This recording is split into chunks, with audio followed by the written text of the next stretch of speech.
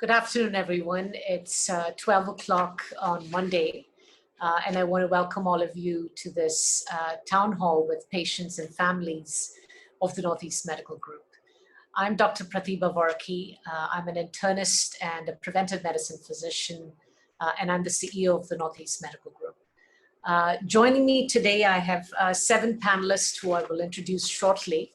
But just a quick word about the Northeast Medical Group.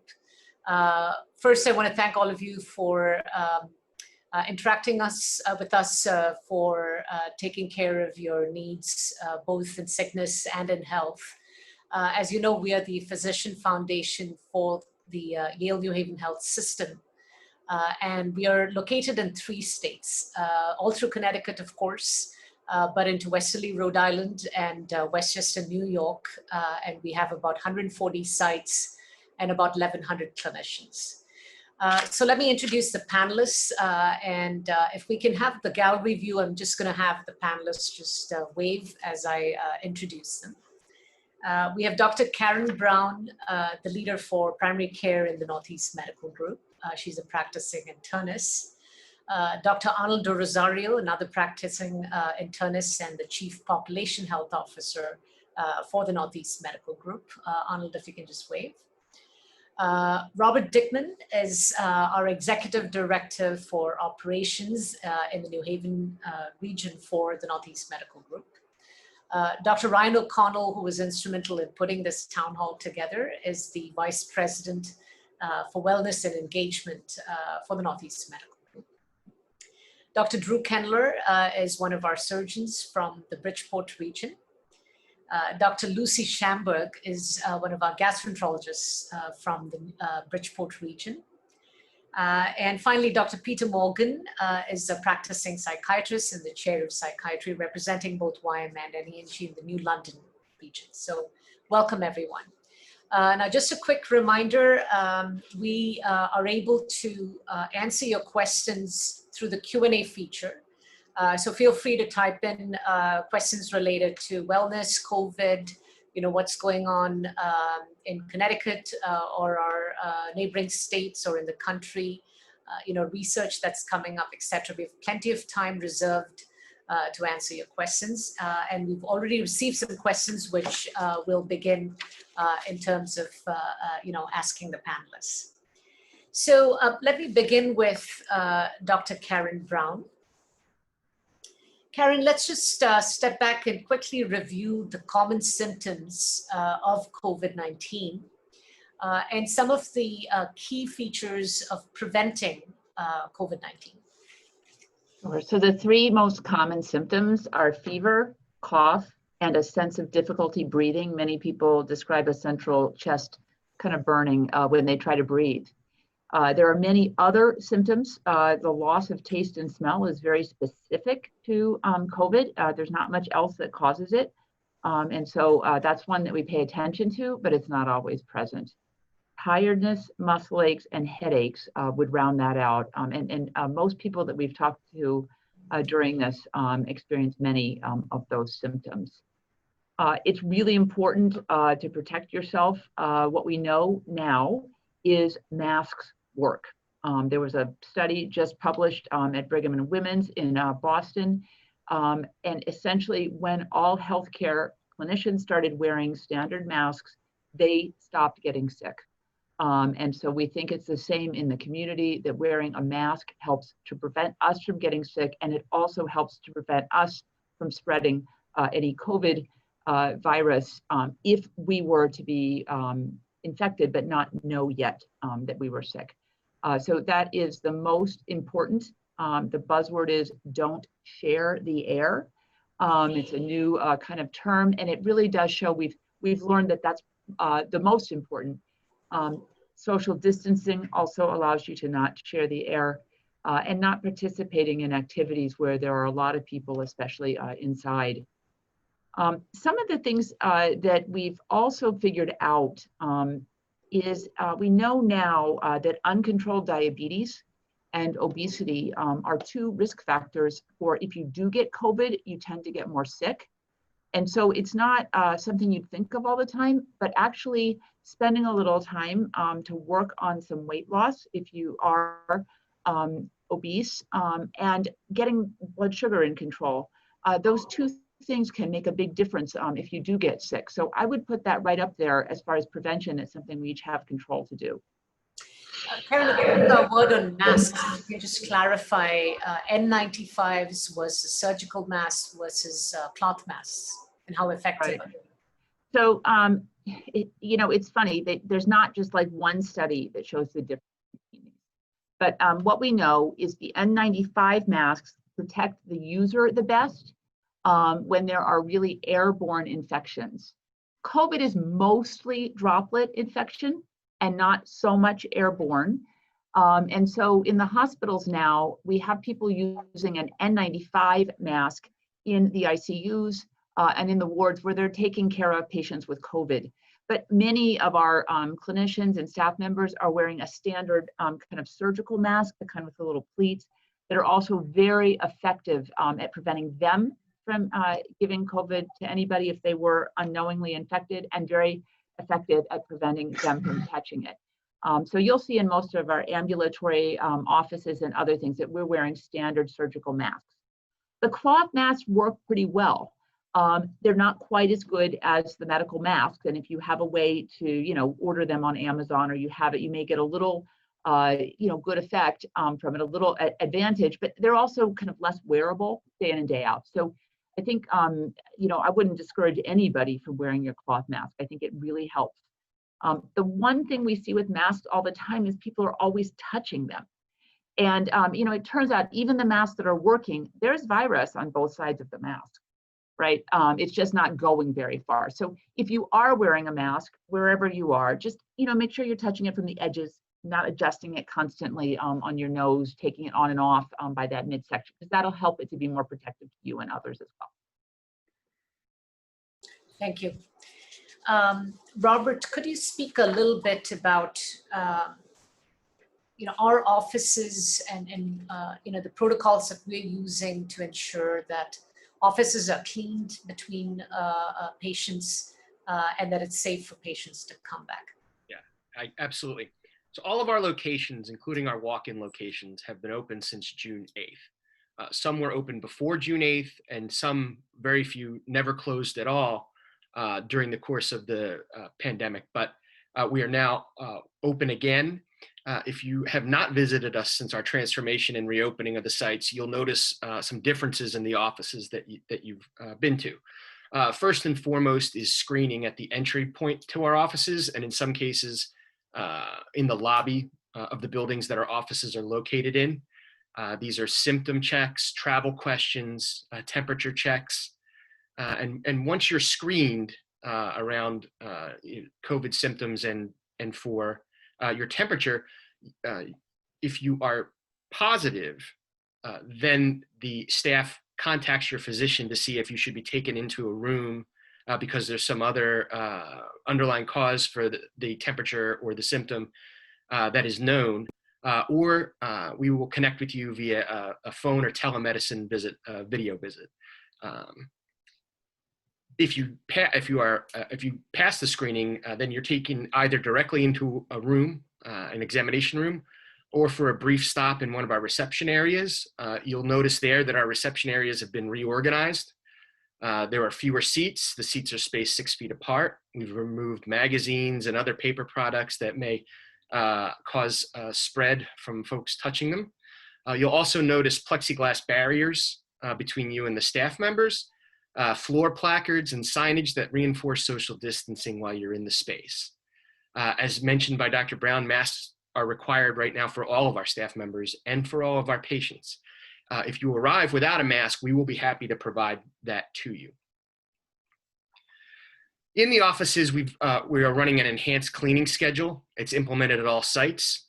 Cleaning is more frequent with midday wipe downs and terminal cleaning at the end of the day.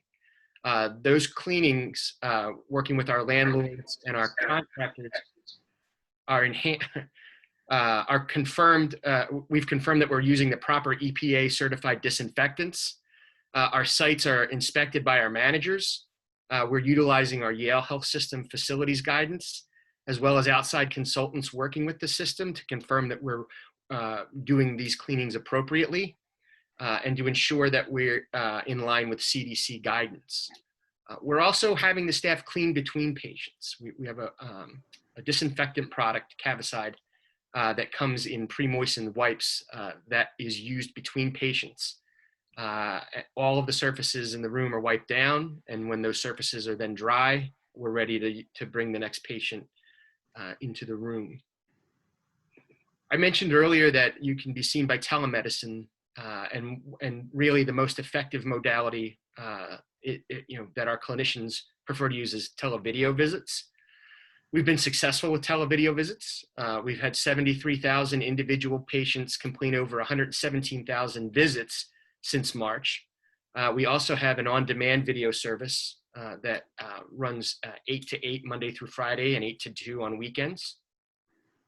Once again, when we're interfacing with patients, our preferred modality to use is the MyChart application that ties directly in with the electronic medical records that we use. But there's more to MyChart than just video visits. So if you haven't enrolled in MyChart, it's something that we are stressing for all patients because it allows for you to touchlessly and without having to wait on the telephone, schedule appointments, request refills, message to your clinician or your doctor. It gives you immediate access to your medical history. It provides for an electronic check-in before you even reach the screening site or the waiting room. You can pay bills, co-pays through the MyChart application, and we're actually framing out MyChart to do more as we move ahead, including allowing for screening before you arrive. So you would answer the screening questions for travel and symptoms, and if you're cleared, it would give you a green dot that you could just show to our screeners, and they'll take your temperature and let you through the door without having to queue with other patients. So we understand that there was a learning curve during the shutdown and then the phased restart around the technology that we use in the MyChart application. But staff at our locations are trained to guide you through the MyChart enrollment, and our system IT department has stood up resources that can support any enrollment that is too difficult from a technology perspective for the offices to do. And the office will be able to hand you directly off to one of our ITS counterparts. As I said, it was a phased reopening. So we began our reopening by allowing 2 patients per hour for each clinician face-to-face with a limited amount of clinicians in the space. So we initially capped our large offices to 3 clinicians, but we've expanded that to as many clinicians as can safely fit in the space between social distancing considerations and patient safety. And we've also allowed for more than 2 patients, 3 patients an hour, to come through the office for those face-to-face visits. But the remaining capacity of our physicians, if they are limited in the amount of face-to-face that they can see, can be seen through telemedicine. Thank you, Robert. So the other question that we got, I'm going to direct to Dr. Drew Kendler. Drew, are we doing surgeries across Yale New Haven Health?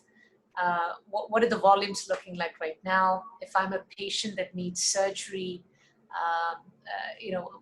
what are the changes in terms of the protocol to get ready for surgery? So any insight into all of those questions would be helpful.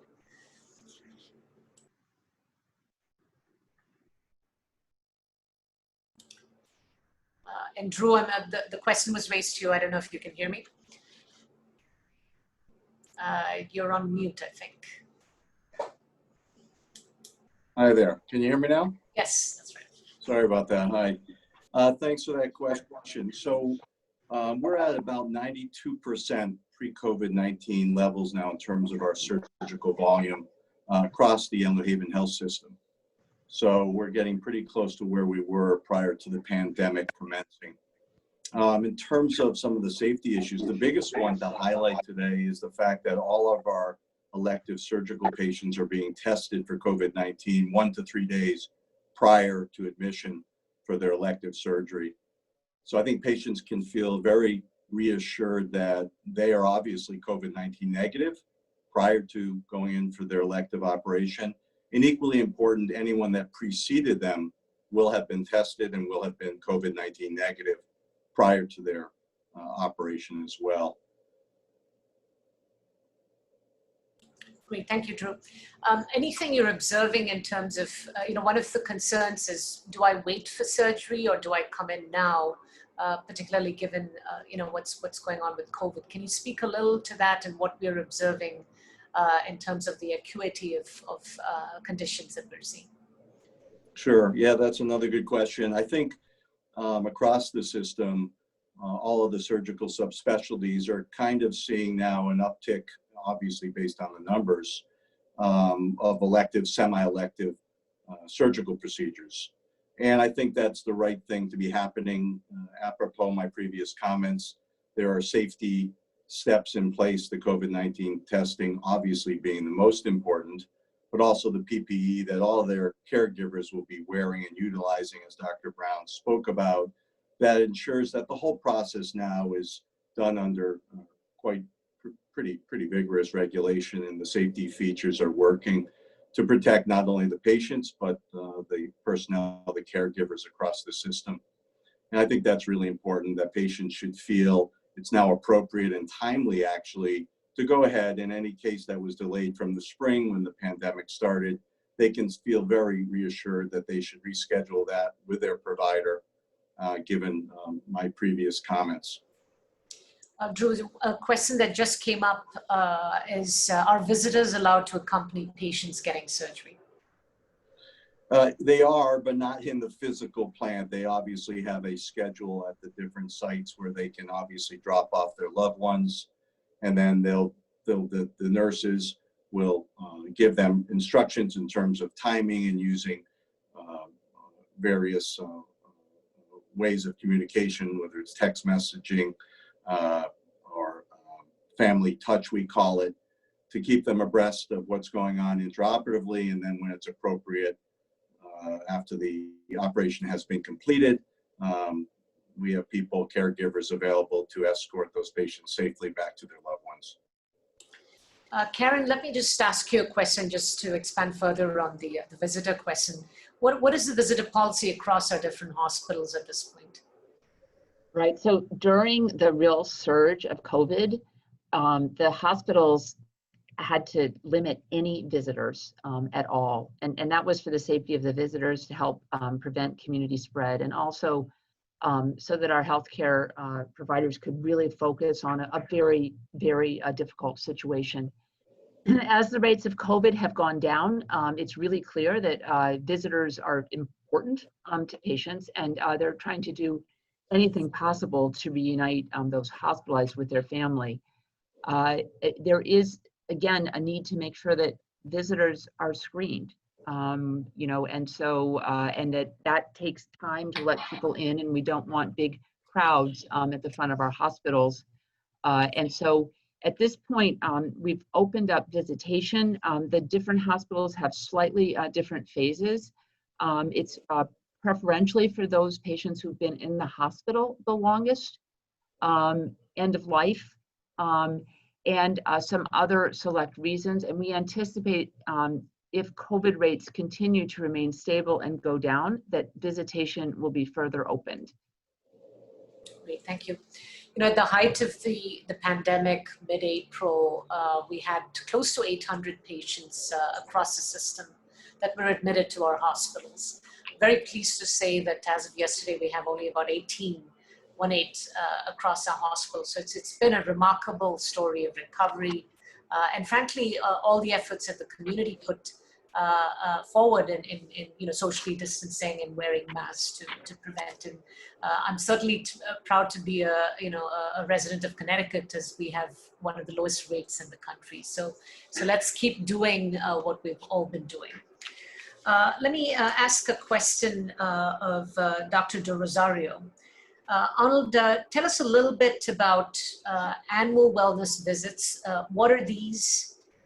Should I still go to see my doctor for vaccines and immunizations at this point? and what are some key recommendations in ensuring that I'm taking care of myself preventively? Yeah, thank you, Pratibha, and thank you to the audience. I think as we follow all the guidelines, one of the other best things we can do for ourselves is take care of ourselves and keep ourselves well. Annual wellness visits is a benefit that's available to all Medicare recipients and Medicare Advantage recipients. During this encounter, we have the ability to connect with our personal clinician, address current state of health, or any new problems that might arise. It also gives us an opportunity to look at this schedule of vaccinations and make arrangements for have them up to date, as well as schedule preventive measures such as colonoscopy, mammography, pap smears, bone density. This can be done very effectively through telehealth video encounters that are available.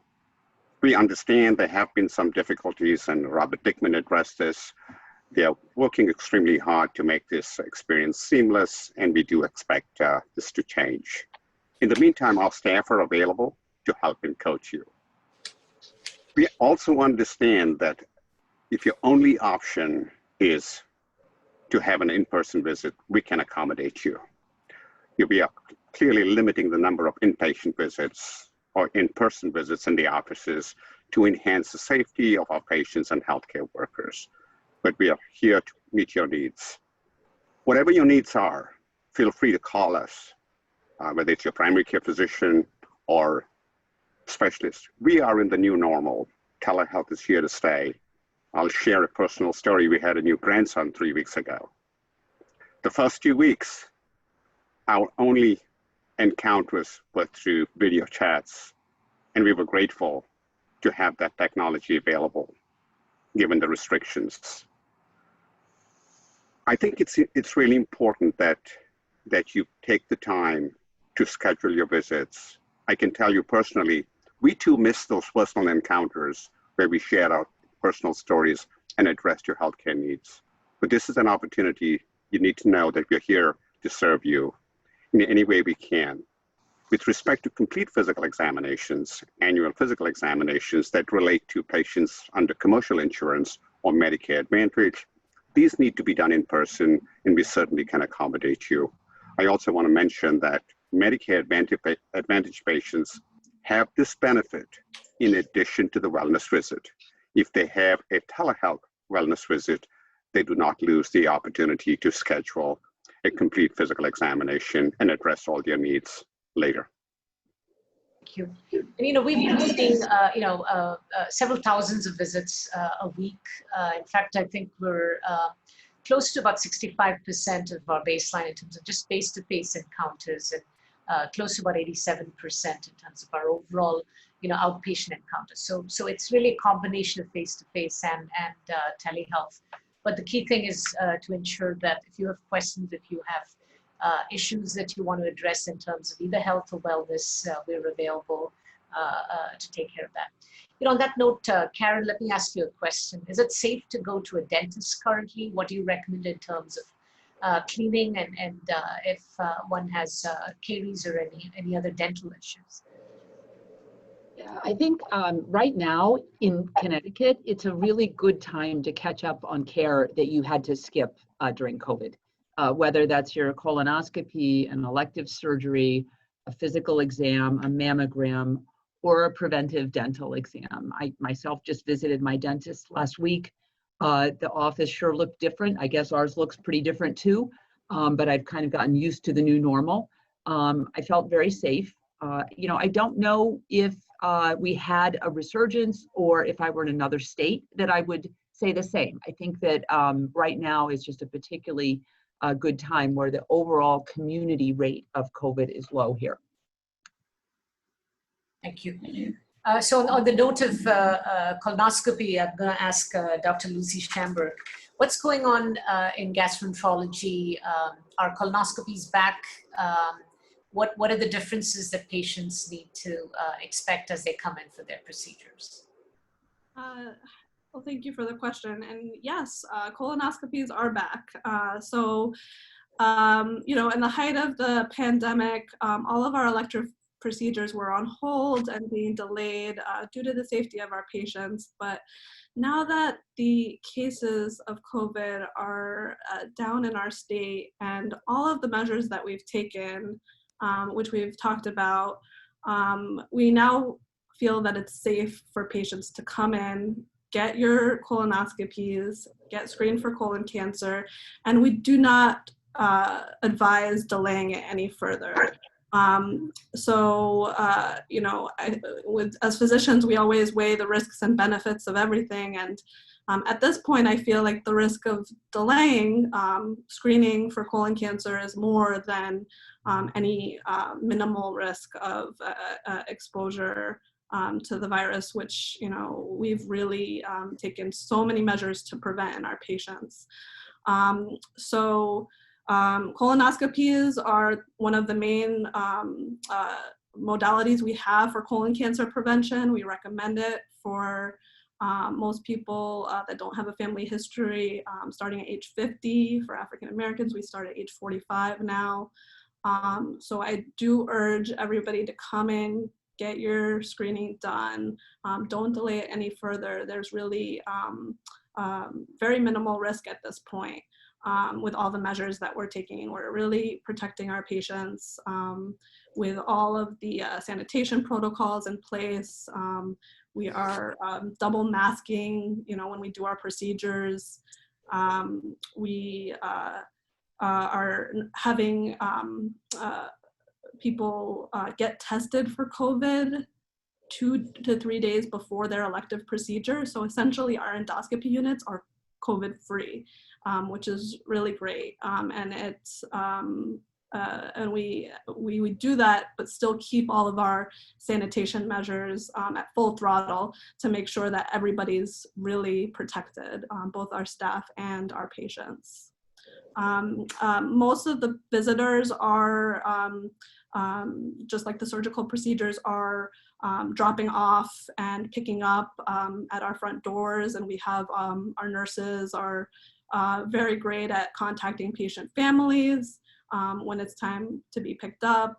So there's really no drop in communication that happens. Thank you. Karen, I'm going to turn back to you. As all of you can see, Karen is our resident expert in COVID, so she's going to get a majority of the questions. So just in terms of testing, there were several questions, Karen. First of all, what are we doing in terms of testing our employees? What have we found? The second is, where can we get tests as patients that are asymptomatic for all the pre-procedure testing, et cetera, and what's the turnaround time? So we did test actually a huge number of our employees and found a very low rate of COVID. 0.22 or 0.23%, so less than 1/4%. And this was while there was still some COVID in the community. So I think you can feel very certain that those who are taking care of you are COVID-free, and we ask our clinicians to follow all the same standards to stay that way. And our staff and clinicians have rapid access to COVID testing. Should they have even a sniffle, we encourage them to stay home. As far as patient testing, this is really important. What we know from the rest of the country is when you're having a pandemic surge and everybody's sick, you really need to prioritize testing those who are sick so that you know who's infectious to others. As you move into a phase where there are less cases, you need to start incorporating testing for those who are asymptomatic, like people who are having surgery, people who are coming in to give birth, and in the community nursing homes, to find those who do have COVID but don't know that they have it. So it's kind of a success that we've gotten as far as we're looking at testing asymptomatic. Now, in the beginning, we were really scrambling to develop, produce, and reliably run a test for those with symptoms of COVID. Right now, any of our clinicians or the COVID call center can order a COVID test for anybody with symptoms of COVID.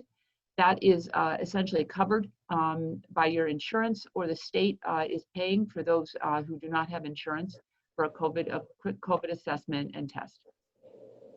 For those who do not have symptoms, the testing has become a little more complicated. People coming in for procedures and surgeries automatically move to the front of the line for testing, just like those who have COVID symptoms. It's really important to have everybody tested. And there's a whole mechanism where the order goes in and the result comes back to make sure that you can come in for surgery. And we've had a few, I mean, literally a handful of people surprisingly test positive for COVID. And so they either received treatment, or if they were asymptomatic, they were observed, and then they just came in, you know, a couple of weeks later once they were no longer COVID positive. General screening for COVID, like, oh, I live in Connecticut, I want a COVID test, or I'm going to a summer camp and I need to have a COVID test in order to go, or I plan to vacation in a state where their governor has asked me to bring proof of a negative test. These are the ones that we're still struggling to build good capacity to test. And that is, I think, our next phase of growth. It involves talking to the insurance companies to make sure that they will cover that. And if you are thinking you want to be tested without symptoms, you may want to check with your insurance company first to make sure that they're going to pay for it. I do imagine that as time goes on, there will be more and more of what we call community testing for people who are asymptomatic. But you know, we've gone from running 0 tests a day at Yale to running thousands of tests a day. It's been enormous to see the growth, but I know we need to still do more. We need to still test more, and that's everything's in place. It just takes time to build. And frankly, you know, people in Texas, Louisiana, Georgia, Florida, who are having huge surges, some of the testing supplies need to be shunted there because they're in a very different situation. And a lot of this is national resources. And just one more question on testing. Can you talk a little bit about antibody testing, and how do you interpret that, and how can a person use that information? Yeah, so the testing we've been talking about is a nose test, whether it's deep into the nose or in the mid part of the nose, looking for active virus. It's called a PCR test. There are other forms of testing, including a saliva test, which was developed at Yale, and we hope will be broadly available, you know, within some period of time that it takes to get approved and marketed. There are also this blood work test. So the blood test shows whether you have an antibody for COVID. Sometimes that's called serology or antibody test. If you think about something like measles, what we know is if you have an antibody or a titer, you can't get measles. That's why we vaccinate for it. And that's why most adults don't get measles. But not every infection is like that. Not every antibody that we can find in the blood work protects against future infections. And we think that the antibody that's detected after somebody's had COVID is protective, but we don't know it for sure. And there's already been a couple of people who have had COVID twice that are, you know, under the care of the scientific community. So there's more to come on that story. Right now, some insurance companies don't cover the test. And most people who have the test, it doesn't really get you anything, right? Like just because you have an antibody does not mean that you shouldn't wear a mask when you're out in public. If you work in a healthcare setting, you have to wear a mask and full protection because we can't guarantee immunity. So I think it's a test that's really helpful in theory. And hopefully as the test characteristics get better, we'll be using it a lot to determine, you know, who's kind of safer than others. But it's kind of just short of that now, where it doesn't always give reliable information. There are studies that show that suggests that it's protective for up to 3 months. But again, as Karen said, hand hygiene, social distancing, face masks, crucial to prevent both transmission and also, you know, acquisition of the virus. So important to follow those protocols. The one thing that that it has been very helpful for is, you know, in different states, they've just run all the blood work that's been done for anything for COVID antibodies. And so not on a one-to-one basis, but at looking at a whole population in a state to say like what % of people have had COVID, that's actually pretty helpful because it helps the governors plan measures, reopening strategies, and things like that. one of the, the things that happened with the COVID pandemic is we all stayed home. Perhaps we're not able to visit our families, not go back to work as usual. It was the amount of emotional toll that it took on people in our communities and families. So I'm going to ask Dr. Peter Morgan, what are you seeing in the behavioral health world? And what recommendations do you have as patients and families grapple with this really unprecedented crisis? Sure. Well, yeah, thank you for asking. It's a great question, and it's certainly been a real challenge. This pandemic is not like anything most of us have had any experience with, and it's caused an incredible amount of stress for everybody. And some people handle it in different ways, some better and some worse. Some people have more resources and support to help get through it, and some people don't. And of course, it's not just the fear of getting ill or the fear of a loved one getting ill or dying, but it's also the reality of losing your job, losing your ability to socialize with people in the way that you normally would. Most people's lives changed completely, for us starting in March and, for several months. And even now we're doing so well in Connecticut, but things aren't back to normal yet, and, they won't be. So I think it's important, we all recognize and admit to ourselves, even those of us here on the panel, that it's been difficult for us too. And it's been difficult for everybody. So one of the things that I look for in the work that I do and that my colleagues do is to try to discern whether somebody is handling everything that's going on in the way that, you might expect, which means have some pretty tough days, but sort of pulling through, coming around and getting support, or if things are getting a little bit beyond that. And that's part of what we do is we help people who are struggling a bit more so that they find that the usual resources that they have, the support they have, the techniques they use to get through hard times aren't just helping enough, or they were helping for a while, but not for weeks and months at a time. So we've been very active, very busy, and we were fortunately able to transition to full telepsychiatry within a few days even of when the shutdown really started here. And for a while, for our outpatient care, we were doing 100% telepsychiatry. We made some changes, obviously, in how we did things. Group therapy in the beginning went just to individual therapy through telepsychiatry. And as soon as we got things like Zoom up and running, we were able to provide group therapy, also virtually through telemedicine. And we've only slowly changed back to doing some in-person visits. And we still do the majority of our work through telepsychiatry. We find that it's convenient for patients. Some of our patients are still worried about going out. Some of our patients, because of medical comorbidity or age, we felt it's better, to keep them in place and provide this service through video, and in some cases, audio. We still rely on phone calls when we need to. Some of our patients want to come back in, and fortunately, we've been able to provide that again. So a certain percent of our visits, maybe now about 20 to 25% are in person again. Some of our group therapy using social distancing is in person again. So we are running, I don't want to say normal, but we're certainly running at full capacity and doing our best to meet the needs of the community. One of the things I've heard, Peter, is that more of the patients, I suspect, because many of them may not have accessed their behavioral health specialists or psychiatrists, that we're seeing more patients with suicidal ideation and sort of more acute than before. Are you noticing that? And what counsel do you have for our listeners? Sure. So what I can tell you is that in the initial shutdown period, a lot of patients who normally would have come in for emergency care stayed home. People were afraid to go out. They were rightfully staying home. They were afraid of coming to the hospital, which is completely understandable. So we went through a period of about maybe 3, 4, 5 weeks where we had relatively low volume of patients coming in for emergency care. Slowly that started to pick up, and I can tell you over the past month, we've had very high volumes of patients coming in for care, and we've been able to manage that volume.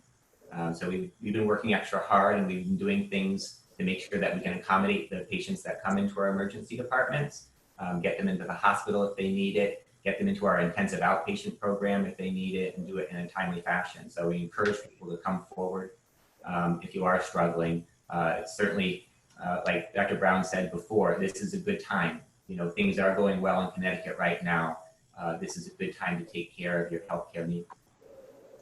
You know, for doctors, you know, in addition to the COVID crisis, the second crisis that we've all been worrying about is the reduction in, you know, the number of emergency visits, for example, 40% reduction in emergency visits across the country. And so the fear that people that have issues, whether it's behavioral, emotional, or physical, are not seeking care, and then, you know, you come in when it's too late. So that's one of the reasons we wanted to have this discussion, which is if you're not feeling well, either emotionally or physically, or want to get on top of, you know, your preventive measures and staying healthy, this is a good time to reconnect with your clinicians.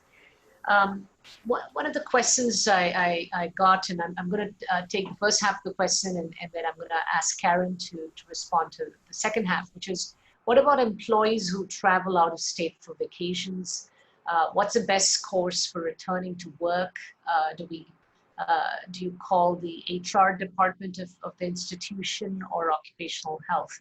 So I'd say it varies based on you know, the institution that you're working for. Here at Yale New Haven Health, for example, we work with our occupational health clinicians. And so essentially we report in, and I'm going to ask Karen to just give us a quick review of which states have restrictions currently in terms of requiring quarantine once you come back to Connecticut. But essentially, you know, we are asked within Yale New Haven Health to connect with occupational medicine and get a test 2 days into arrival, and then you know, 7 days again, provided you know you're and hopefully you're symptom free. Otherwise, of course, you have to go into quarantine. But we are essential healthcare workers, so I think it would be best to check with your employer in terms of what the protocols are. But in general, in Connecticut, the rules are to be quarantined if for 2 weeks if you've you know, visited any one of the states that are on the list. So Karen, can you just do a quick review of the states that are currently on quarantine list for Connecticut? Sure, I'll run down the states, and just, you know, for people who aren't healthcare clinicians, there is a governor's order for quarantine when arriving in the state. And so that means not just wearing masks when you go out, but limiting the amount that you go out. The top states are Texas, Florida, Georgia, and the remainder are Alabama, Arkansas, Arizona, California, Delaware, Utah, Tennessee, South Carolina, Oklahoma, North Carolina, Nevada, Missouri, Louisiana, Kansas, Idaho, and Iowa. So all of those have a greater than 10% of the tests that have been done in the state are positive, which means there's, you know, a higher chance of running into somebody with COVID on the streets. Thank you. So we have a couple more questions. I'm going to again encourage you before we end to submit your questions either through Facebook Live or through the Q&A feature in Zoom. So my first question is to Robert. Robert, we talked a lot about procedures and the inpatient setting and visitor policy. Can you talk a little bit about outpatient visits, and can patients bring someone with them to their appointments? Yes, so we follow a very similar process to the system policy. So if you would like to bring a caregiver with you to an appointment, then that person would have to be 18 years or older, and you would have to let the office know that you were bringing someone. That person would then have to pass the same screening at the front door that a patient would pass, and then be again social distance, wear a mask. Be brought into the exam room, and that's how we would handle it. The only difference is if you screened positive for COVID risk, that you would not be allowed in the building. We wouldn't allow that. Thank you. Karen, I think the last few questions I'm going to ask of you, which is, you know, are labs open? You know, where can patients go to have blood work done? Yeah, the labs are open, radiology is open. There are a few sites that are closed, but mostly they are open, and you can look on the website to see which of our Yale labs are open. They're busy because we're catching up on blood work that people had postponed during the pandemic. I should just point out that the nasal swabs for COVID are generally not done at the draw stations. We have tents that we're using if somebody is symptomatic with COVID. So you won't find COVID patients in the lab when you go for your blood work. We do some of the pre-op testing on asymptomatic people, you know, in the draw stations, but again, they don't, you know, have COVID. So just a follow up is, you know, what's the wait time for an X-ray, MRI, CAT scan, or mammogram, and are those open? Yeah, so those are all open. The main difference is we asked to call to schedule something like a plain chest X-ray or a wrist X-ray. We used to have people walk in for that, but we are trying to have them scheduled so they can be screened for any COVID risk beforehand and prioritized if they need to wait a little while and it's safe. But things like MRIs and all of that, they had a backlog. Where we see this most acutely is mammography in the New Haven region. They had many postpone. And so for a little while, if you called and asked for an appointment, they would say, I'm sorry, I can't give you a mammogram appointment because we have so many people we need to catch up on. And since then, some of us from Northeast Medical Group met with the mammography unit, and we came up with some creative solutions to make sure that our patients are getting the care they need, whether that's shifting kind of one town over to a different site, whether it's changing the timing between mammograms and ultrasounds, extending the hours. So as a system, basically, we came together to try to work down that backlog. Other than that, most tests are being scheduled pretty efficiently. It might be more like a week or so rather than your usual 2 or 3 days. But there's a clinical review process in all of it. So I think things that need to be done right away are done right away. Great. Two last questions, unless I get more questions through the chat feature. And both relate to treatment and vaccines. Karen, there's a lot of development happening almost on a day-to-day basis in terms of the updates as relates to vaccines. But let's start with the treatment first. On the outpatient side, so if you're not admitted to the hospital or in the ICU, on the outpatient side, are there any medications that can be taken to prevent COVID? So as far as I know, none have been shown to prevent COVID. There are some theories about vitamin D, vitamin C, staying healthy, and as I mentioned, losing weight and controlling diabetes, but there's no magic pill. And sadly, there is also not a treatment that's been shown to be effective in early COVID, like when you're just getting sick. That's largely because people they're just now entering that area of research. There was a real crisis with the small number of people who got super sick in the hospital. And so I think the medical community was really focused on what can we do to get people through this life-threatening version of COVID. And now as things are a little more manageable and they have found some treatment like remdesivir, for people who are so sick they require the ICU in the hospital, now they're turning an eye to treatment for early COVID. And we're already participating in at least one trial that I know of here in the Yale region. And I assume that's going to really blossom as time goes on. Vaccines, can you give us an update on what's going on there? So there's a lot of promising research. There's several companies working on it. They're not all the same exact mechanism of action, which is good because you know, what we want is not just something that, you know, we can prove if you give it to a mouse that the mouse doesn't die. You know, we want something that we know is safe for humans and then creates an antibody response. That has been proven now with 2 of the vaccines, it might be more, that have been developed. But, you know, the third part is, does it actually protect you from getting COVID?